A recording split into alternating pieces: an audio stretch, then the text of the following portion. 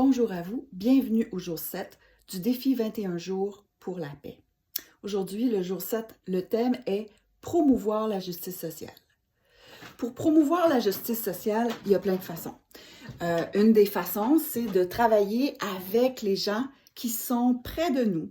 Et une autre façon, c'est de faire des choix par rapport aux actions qu'on va poser, c'est-à-dire poser des actions conscientes et de toujours fonctionner à partir d'un état de paix.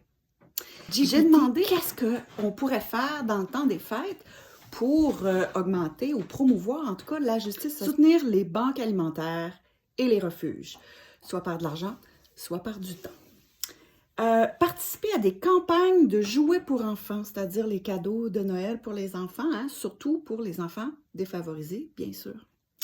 Encourager l'achat local et ou l'achat équitable. On devrait faire ça à l'année, mais comme dans le temps des fêtes, on dépense plus, c'est vraiment une bonne idée.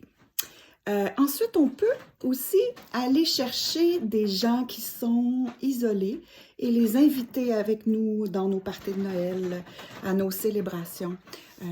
Ça fait du bien au cœur et ça consolide le tissu social. Organiser et participer à des collectes de vêtements chauds pour l'hiver.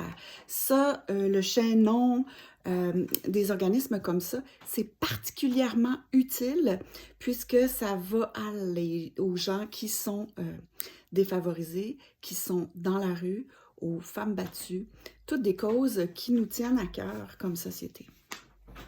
Promouvoir l'éducation et la sensibilisation. C'est d'expliquer. On en avait parlé. Expliquer pourquoi on fait tel choix ou tel choix. Expliquer pourquoi on pense de telle façon ou telle autre façon. Et ça permet justement à ce que ce tissu social, cette solidarité puisse se transmettre de génération en génération. Offrir son temps, offrir ses compétences. Ça veut dire offrir, là, ça veut dire gratuit ou très, très peu cher ou dans le cadre d'un échange pour que les gens qui ont des compétences particulièrement rares puissent l'offrir aux autres à des initiatives éco-responsables. Donc, les échanges de cadeaux, les marchés là, associés au troc, tout ce qui est récupération alimentaire et tout ce qui, dans le fond, réduit l'empreinte écologique. Offrir des 4 cadeaux ou des dons en argent, plutôt que d'avoir 50 cadeaux dont on ne va pas se servir, d'utiliser cet argent-là pour que ça soit mieux utilisé, plus adapté à la personne qui le reçoit. Et je vous invite aussi à choisir vos événements.